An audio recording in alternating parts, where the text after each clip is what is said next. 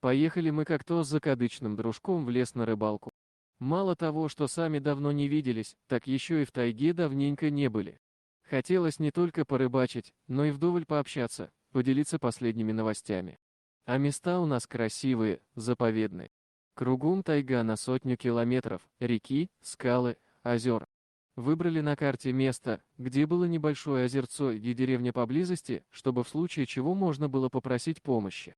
Деревню нашли без труда, она находилась в 200 километрах от города.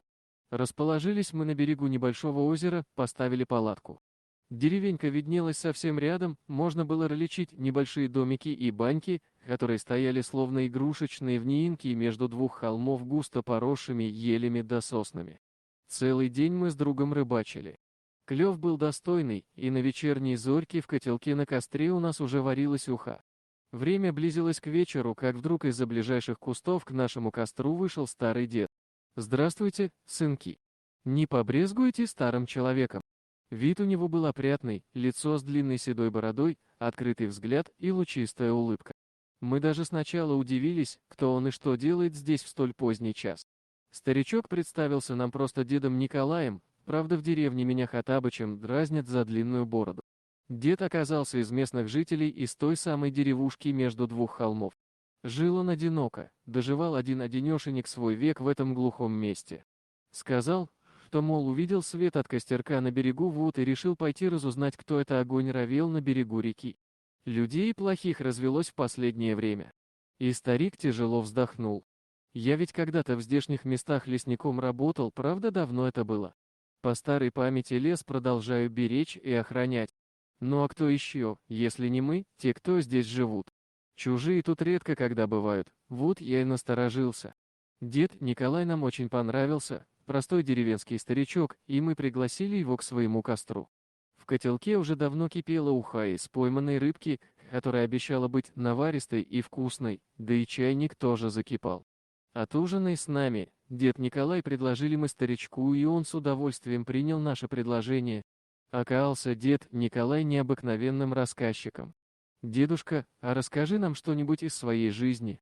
С тобой за долгую жизнь наверняка много, что случалось», — попросил его мой товарищ.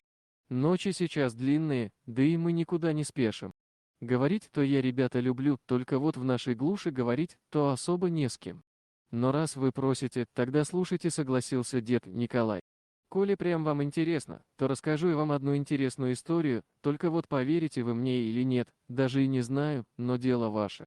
А история эта случилась давно, время тогда было смутное и неспокойное, перемены в стране наревали, власть менялась. А места у нас глухие, таежные. Переехал я сюда в глухомань эту один, на место пропавшего в тайге лесничего. Загадочное, кстати, дело было. Потом только я на своей шкуре понял, что с ним могла случиться. Поселился я в домике того самого лесничего в тайге, в нескольких километрах от деревни. Переезд в такую глухомань был для меня осознанным шагом, искал я уединения, и меня потянуло подальше от мирских забот, городской суеты после случившейся трагедии. Потерял я в одночасье жену и единственного своего сына, погибли они в автокатастрофе. И в возрасте 40 с небольшим лет я решил отдалиться от людей, а тут места глухие да тихие, рядом только вот эта маленькая деревенька, в которой в основном жили одни старики да старухи. Вот я и приехал в эту глухомань подальше от людей со своей неутихающей болью в душе. Старался ни с кем не общаться и дружбу ни с кем не заводить. Жил один в избушке, появлялся в деревне только 2-3 раза в месяц, закупал продукты в местном магазинчике, вновь уходил в тайгу. Но постепенно отношения с местными жителями у меня наладились. Хоть и был я необщительным и угрюмым, но работу свою знал хорошо и выполнял добросовестно, спуску никому не давал. Все деревенские понимали, что в тайге должен быть порядок. И вот как-то в один из дней я делал обычный обход своего участка, как вдруг услышал выстрелы, а стрелять-то в ту пору нельзя было, ведь лето было, а у верей самое время потомства. Я побежал туда, откуда слышны были выстрелы. Бежал и вдруг зацепился ногой за что-то торчащее из земли, потерял равновесие и упал, только хотел встать, как от сильного удара тупым предметом по голове потерял сознание. Когда я очнулся, в тайге был уже вечер. Лежал я на том же месте, где споткнулся, а руки и ноги были крепко связаны веревкой за спиной. а рот заткнут какой-то тряпкой, да так, что ни крикнуть и ни пошевелиться не было никакой возможности. Пока я был без сознания, гнус и комарье поработали над моей личностью, лицо сильно распухло от укусов, глаза заплыли и не открывались. Это что ж за гады такие, которые оставили связанного человека одного в тайге помирать, пронеслось в моей голове. Видимо, хорошо знали, что делали, возможно, уже не первый раз такой финт проделывали, уж больно профессионально они меня стреножили. И тут я вспомнил пропавшего лесника, моего предшественника. Возможно, что именно таким образом он и ушел на тот свет.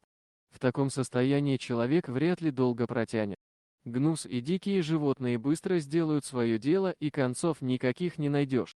Я тщетно пытался освободиться, но ничего не получалось, только все руки в кровь стер, да весь измучился.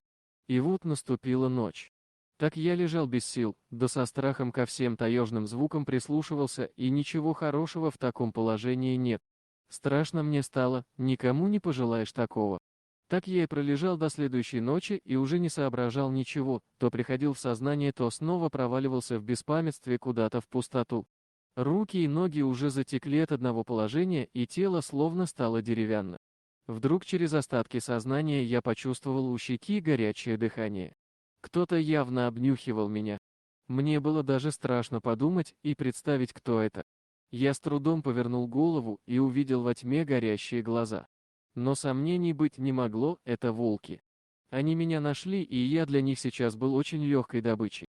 Но волки, как ни странно, спасли меня, перегрызли веревку и освободили меня, а сами убежали в лес. Так я больше и не встречал их на своем пути. А браконьеров, думаю, сам Бог накажет за их такие поступки. Дорогие друзья, если вам понравилось видео, поставьте лайк, а также подписывайтесь на канал, где найдете еще много интересного.